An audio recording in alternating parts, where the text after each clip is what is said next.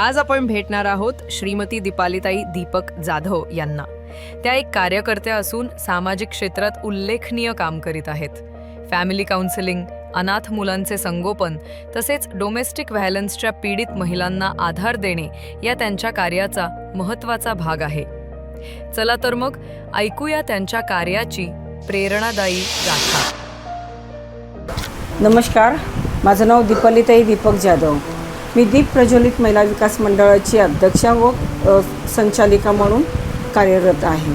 आम्ही आमच्या संस्थेमधून लहान मुलांना त्यांना जे त्यांच्याबद्दल शोषण होतं तर त्याच्याबद्दल आम्ही आवाज उचलतो। स्त्रियांवरती होणाऱ्या अन्यायासाठी आम्ही आवाज उचलतो। त्याशिवाय गरजू स्त्रियांना आम्ही पाठबळ देऊन म्हणजे आमच्या संस्थेतून आम्ही अन्नधान्य देतो। शिवाय ज्या स्त्रियांना म्हणजे कोविडच्या काळामध्ये बोला, 26 जुलैच्या वेळेस बोला, त्यावेळेस आम्ही अनेक कुटुंबांना आम्ही आमच्या संस्थेच्या मार्फत आम्ही अन्नधान्याचा आम्ही आणि कपडे वगैरे याची आम्ही मदत करतो। तिसरी गोष्ट की ज्या मुलांना आई वडील नाही आहेत अशा मुलांना आम्ही अनेक संस्थांमध्ये की त्या मुलांचं चांगलं पालनपोषण व्हावं म्हणून आम्ही हे जे कार्य मला करत असताना मला माझे मिस्टर दीपक जाधव ह्यांनी मला भरपूर साथ दिला। समाजामध्ये मला अनेक अडथळे आले, परंतु माझ्या मिस्टरांनी हे केलं की तुला जे काम करायचं आहे ना लोकांसाठी तर ते तू करत राहा, तुझ्याबरोबर मी आहे। पती पत्नी शिबिराचं मी आयोजन केलं आणि त्याच्यातून मला आणखीन मिळालं की नाही की आपण फॅमिली काउन्सिलिंग पण करायला पाहिजे। अनेक लोक विभागामध्ये येतात आपल्याकडे की माझ्या नवऱ्याने मारलं किंवा नंदेने मारलं, सासूने मारलं, तर अशा प्रकारची जी लोक येतात तर त्या लोकांसाठी आपण काहीतरी चांगलं काम करायला पाहिजे। मग मी ती फॅमिली काउन्सिलिंग पण चालू केलं। त्याच्याबरोबर माझ्या काही लेडीज आहेत तर त्यांनी मला भरपूर साथ दिलेला आहे। 2006ला 2 अनाथ मुली आल्या की त्या मुलींना त्यांची आईने सकाळी 7 वाजता तिची डिलेवरी झाली आणि त्या आईने त्या मुलींना एका विकणाऱ्या बाईच्या हातामध्ये ती देऊन गेली होती। त्यावेळेस अशी घटना झाली की त्या म्हणजे पूर्ण पार्ला पोलीस स्टेशन आणि सर्वकडे हादरून गेलं होतं की त्या मुलींना असं कोणी करून टाकलं म्हणून। जुळीच्या 2 मुली होत्या। मग मी पार्ला पोलीस स्टेशनला गेले।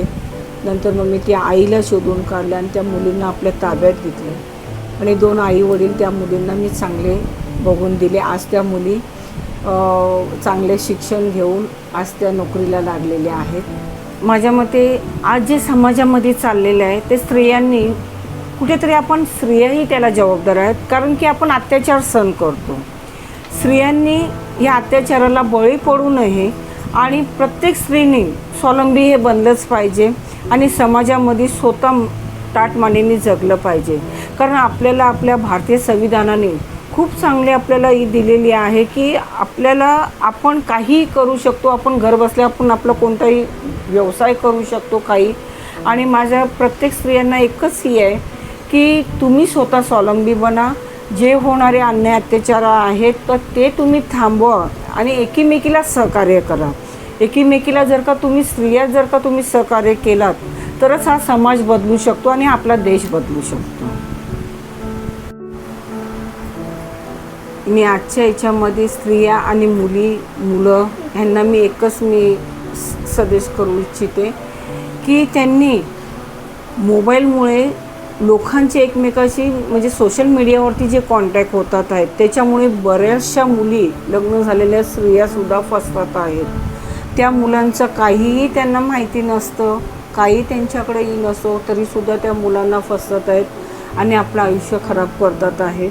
तर त्या मुलींनी ज्यावेळेस आता आपण अनेक प्रकार आपण बघतो सोशल मीडियावरती की कुठल्या मुलाने त्या मुलीला तिची हत्या केली, तिच्यावरती बलात्कार केला, तिच्यावर काही केलेलं आहे। तशाच स्त्रियांनी पण आपले संसार मोडून टाकलेले आहेत की त्या अशा मुलांच्या मागे किंवा एखादा स्कॅम होतो की ते आपले दागदागिने घरचे घेऊन जाते ही करते ती मुलगी, कारण की त्या मुलांच्या लग्नाच्या आमिषाला बळी पडते। ती आपल्या आईवडिलांचा विचार न करता ती ज्या प्रकारे ती बळी पडते तर त्या स्त्रियांनी आणि त्या मुलींनी, खास करून मुली आणि स्त्रियांनी खूप सतर्क राहिलं पाहिजे की आपलं भविष्य आपल्या हातामध्ये आहे आपल्या आईवडिलांचे संस्कार आपण आपल्या हातामध्ये आहेत की आपण कोणत्या प्रकारे त्यांना आपण चांगलंही आपण देऊ शकतो.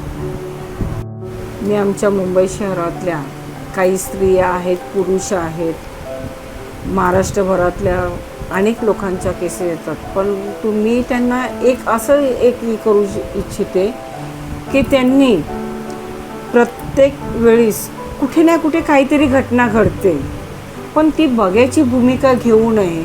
अशा लोकांना तुम्ही आमच्यापर्यंत आणा की जेणेकरून त्या लोकांना न्याय मिळेल आणि त्या लोकांमुळे म्हणजे ती लोक तुम्हालाही चांगल्या प्रकारे हे करतील की नाही की ह्यांच्यामुळे आम्हाला न्याय मिळालेला आहे.